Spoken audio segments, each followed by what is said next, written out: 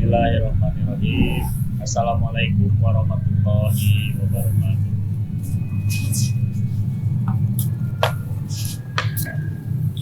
Waalaikumsalam warahmatullahi wabarakatuh. Selamat pagi Bapak dan Ibu. Pagi.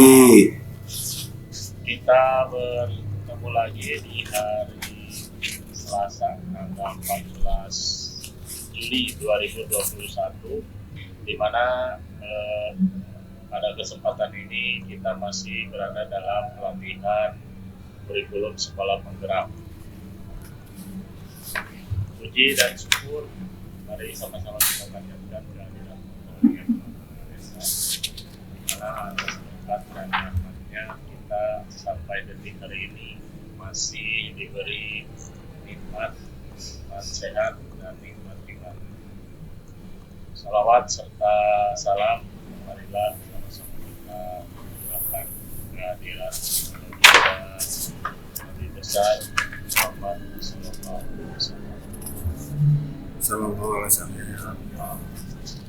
Pada kesempatan kali ini kita akan sama-sama mempelajari tentang alur tujuan pembelajaran, di mana materi ini akan disampaikan oleh pemateri kita, yaitu Bapak Ulu SPD dari SMK Negeri 1 Cikalong. Seperti apa alur tujuan pembelajaran itu dan bagaimana cara membuat atau merencanakan alur tujuan pembelajaran, mari sama-sama nanti kita dengarkan pemaparan materi yang akan disampaikan oleh beliau. Sebelum beranjak ke materi, alangkah baiknya kita buka dulu acara presentasi ini dengan ucapan basmalah bersama-sama. Bismillahirrahmanirrahim. Selanjutnya kepada yang terhormat Bapak Bambang SPD, saya persilakan untuk menyampaikan materi tentang alur tujuan pembelajaran. Terima kasih.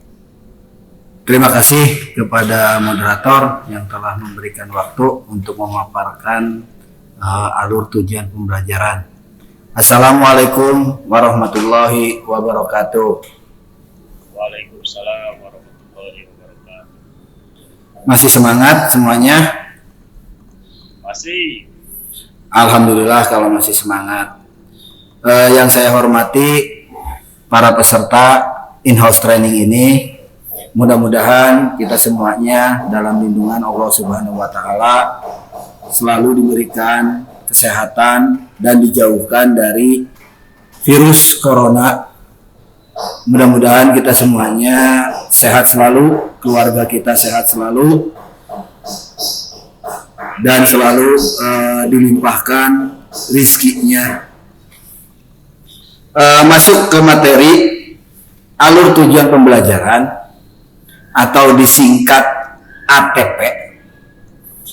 Apa sih ATP itu? Next. Pak Agung, next.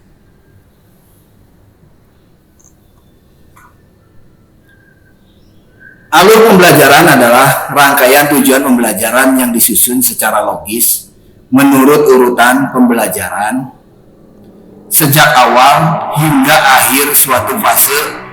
Alur ini disusun secara linear sebagaimana urutan kegiatan pembelajaran yang dilakukan dari hari ke hari. Dalam penyusunan alur tujuan pembelajaran ini ada 3, yaitu konsep, prinsip, dan prosedur. Kalau dalam konsep saya nggak dijelaskan di slide. Yang pertama, konsep itu ada 3 ATP. Yang pertama kompetensi, yang kedua konten, yang ketiga adalah variasi. Dari kompetensi adalah kemampuan yang dapat didemonstrasikan oleh si peserta didik atau siswa. Kontennya, konsep utama yang perlu dipahami di akhir 1 unit pembelajaran. Variasinya, keterampilan berpikir yang perlu dikuasai siswa untuk dapat mencapai tujuan pembelajaran. Jadi untuk konsep itu ada 3. Kita masuk ke prinsip penyusunan alur tujuan pembelajaran, yaitu di sini ada 7 prinsip. Yang pertama sederhana dan informatif. Yang kedua esensial dan konseptual. Yang ketiga berkesinambungan.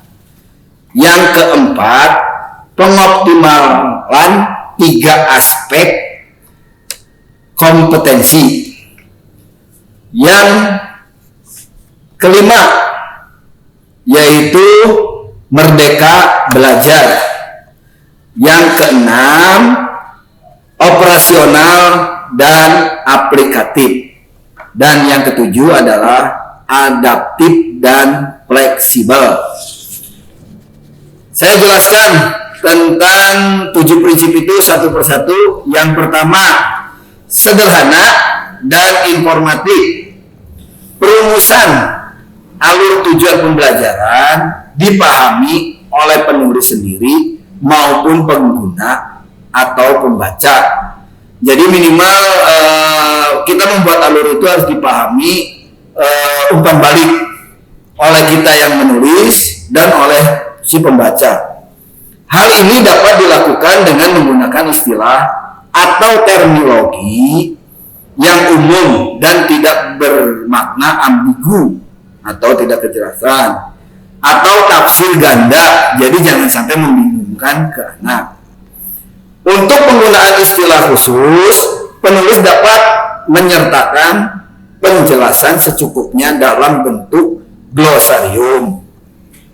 Itu yang dimaksud dengan prinsip penyusunan alur tujuan pembelajaran.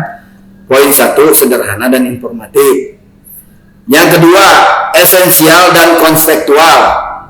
Memuat aspek pembelajaran yang sangat mendasar atau penting, yakni kompetensi, konten, dan hasil pembelajaran. Selain itu, mempertimbangkan penyediaan pengalaman belajar yang relevan dengan kehidupan atau dunia nyata. Jadi jangan mengarang-arang. Berupa aktivitas yang menantang, menyenangkan, dan bermakna. Karena peserta didik sekarang itu, kalau menurut pendidikan Merdeka Belajar, anak itu tidak ditekan, jadi dikasih kebebasan. Terus yang ketiga, berkesinambungan. Jadi antara satu dengan yang lain itu harus satu padu, yaitu antar fase dan antar tujuan. Tidak boleh pajiin-jiin, tidak boleh padugeng-dugeng, istilahnya pahare-hare lah kalau bahasa Sundanya mah gitu.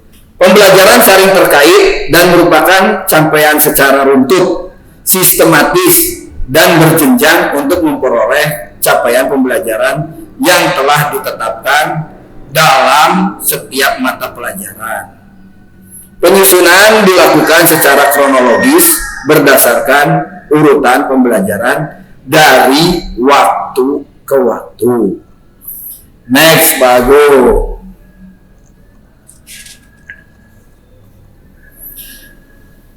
Yang keempat, pengoptimalan 3 aspek kompetensi, yaitu pengetahuan, keterampilan, dan sikap. Ini harus secara holistik, harus secara menyeluruh, yang berjenjang selaras dengan tahapan. Yang pertama, kognitif.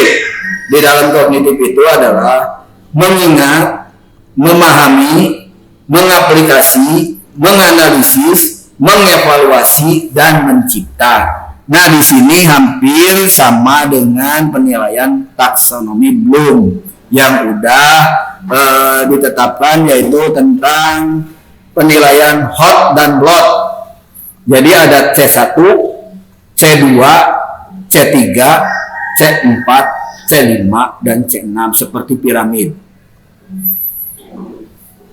Terus serta dimensi pengetahuan. Nah, di sini pengetahuan itu ada faktual, konseptual, prosedural, metakognitif. Jadi sesuai yang kita akan sampaikan ke anak itu tidak tabu lah gitu.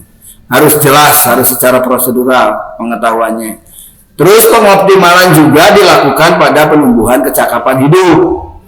Di dalamnya itu harus kritis, kreatif, komunikatif, dan kolaborasi. Jadi peserta didik itu harus berdaya nalar kritis, harus kreatif, harus bisa bicara ke depan berani, jangan hanya diem, dia tidak paham, dia diem, itu. Jadi kita bangun komunikatif dan kolaborasi, saling bekerja sama antar teman. Serta di sini ada P3, pasti P3 itu apa? P3 itu adalah profil pelajar Pancasila yang di dalamnya beriman dan bertakwa kepada Tuhan Yang Maha Esa. Berikut kebinekaan global. Berikut bergotong royong, kreatif, bernalar kritis. Wajib siswa itu bernalar kritis gitu kan. Jadi kita pemberian materi itu harus siswa mengkritisi apa yang kita berikan dan bisa belajar mandiri. Itu untuk pengoptimalan 3 aspek kompetensi yang harus kita susun. Yang kelima, merdeka belajar. Prinsip utama penyusunan alur tujuan pembelajaran adalah pemahaman istilah merdeka belajar. Antara lain 1, memerdekakan siswa dalam berpikir dan bertindak pada ranah akademis dan bertanggung jawab secara moralnya. Jadi jangan semeta-meta gitu kan. Memerdekakan belajar itu anak bebas, tidak, harus dengan rambu-rambu ya pada ranah akademis dan bertanggung jawab kepada moralnya. Jadi kalau misalnya dia moralnya dijelekin sendiri, ya kita harus meluruskannya gitu. Terus berikutnya yaitu memfasilitasi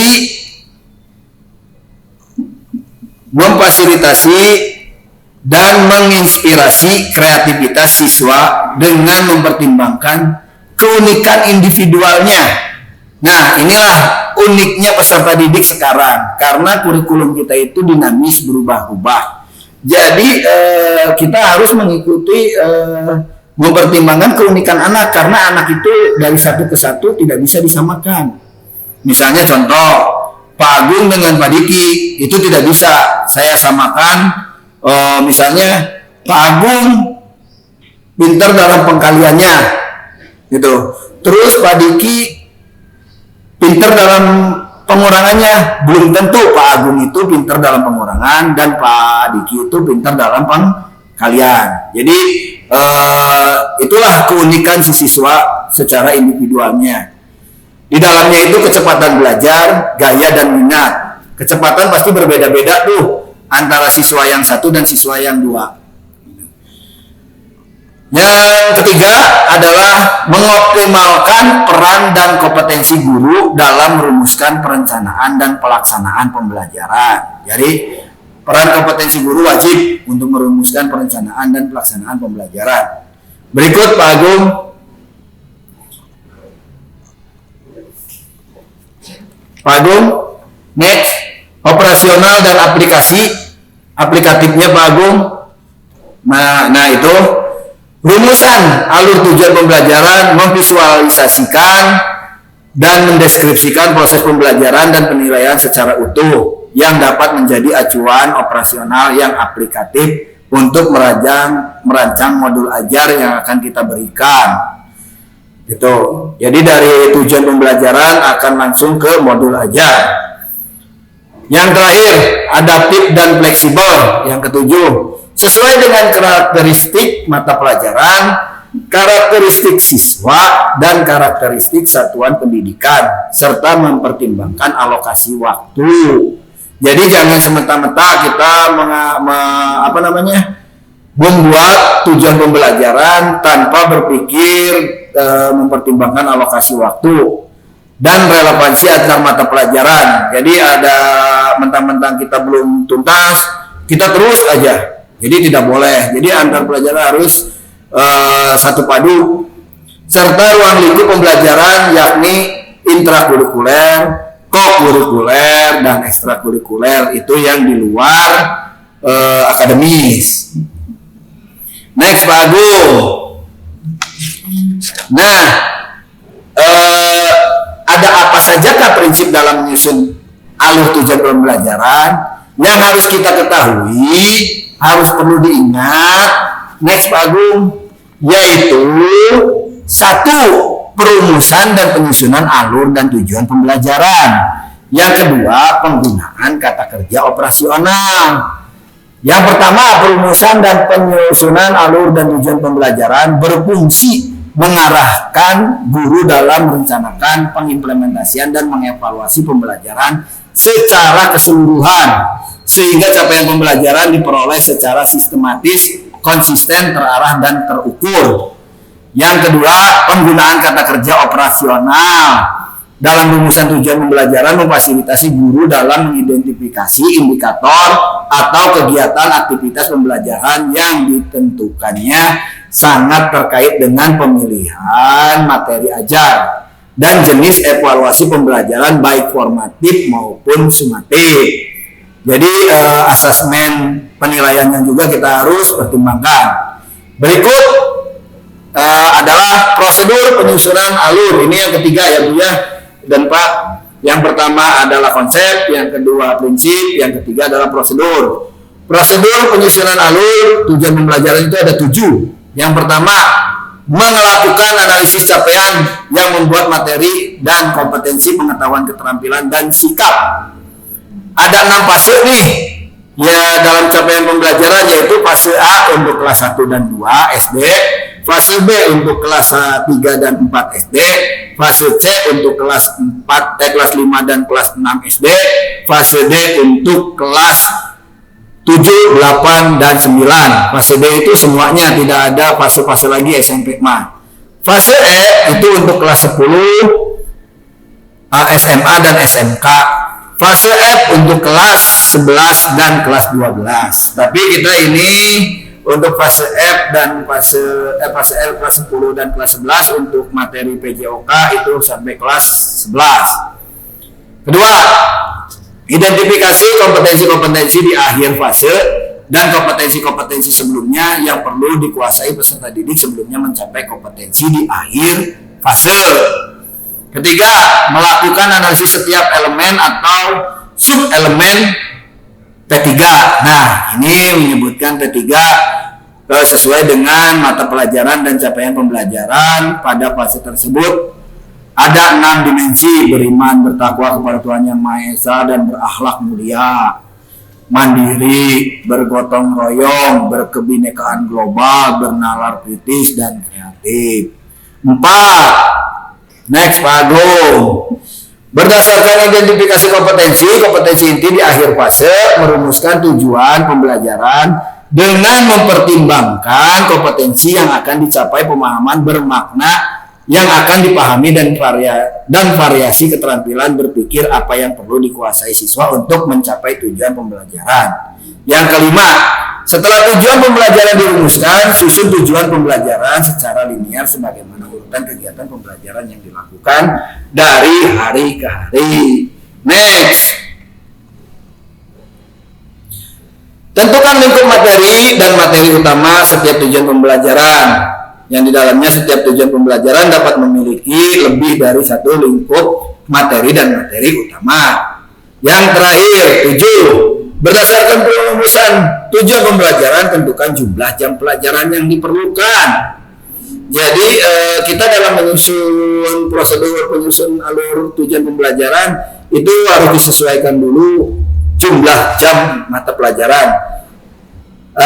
Berapa menit pengetahuan yang harus kita berikan, keterampilan yang harus kita berikan berapa menit, sikap yang harus kita berapa menit. Contohnya di sini adalah pengetahuan 120 menit, keterampilan 480 menit, sikap 120 menit, disesuaikan lagi dengan jumlah jam yang ibu ampuh dan bapak ampuh. Nah, dari penjelasan itu konsep, prinsip dan prosedur sudah saya sampaikan. Sekian materi yang dapat saya sampaikan. Saya kembalikan lagi ke moderator. Wabillahi taufiq wal hidayah. Wassalamualaikum warahmatullahi wabarakatuh. Waalaikumsalam warahmatullahi wabarakatuh. Waalaikumsalam warahmatullahi wabarakatuh. Ya, terima kasih kepada Bapak Wibowo yang telah memaparkan materi dengan sangat lengkap gitu ya. Mudah-mudahan materi yang disampaikan kita terima dan bisa kita pahami. Untuk itu sekarang kita masuk ke sesi selanjutnya, yaitu sesi tanya jawab bagi Bapak dan para peserta yang silakan. Saya Pak Pak Gowo, yang saya tanyakan itu tentang perihal fase ya Pak ya? Iya. Tentang perihal fase kan di sana itu ada fase A, B, C, D dan E, A, B, C, D, E, F gitu ya. Nah, yang saya tanyakan itu misalkan si anak tersebut itu si anak itu kan kelas 3 misalkan ya, atau kelas 8 lah. Si anak itu kelas 8 SMP gitu ya. Nah, sudah mahir gitu dalam dalam pembelajarannya itu gitu. Bisa naik tingkat nggak ke fase D langsung gitu Pak. Terima kasih. Assalamualaikum warahmatullahi wabarakatuh. Waalaikumsalam warahmatullahi wabarakatuh. Barusan ada dari Bapak tentang silakan Bapak Wibowo untuk menjawab pertanyaan dari Bapak. Terima kasih Pak Moderator. Terima kasih kepada Pak Agung yang udah menanyakan tentang fase. Pada intinya gini Pak Agung, itu pembelajaran itu berkelanjutan, berkesinambungan ya Pak Agung ya, dari fase ke fase. Nah, contoh misalnya fase D nih, itu kan terdiri kelas 7, kelas 8, dan kelas 9. Kita belajar tuntas Pak Agung, gitu kan. Jadi tidak boleh misalnya dari fase D ke fase E, karena dia belum lulus ya untuk kelas 9-nya, gitu kan. Jadi pada intinya mah belajar berkesinambungan gitu.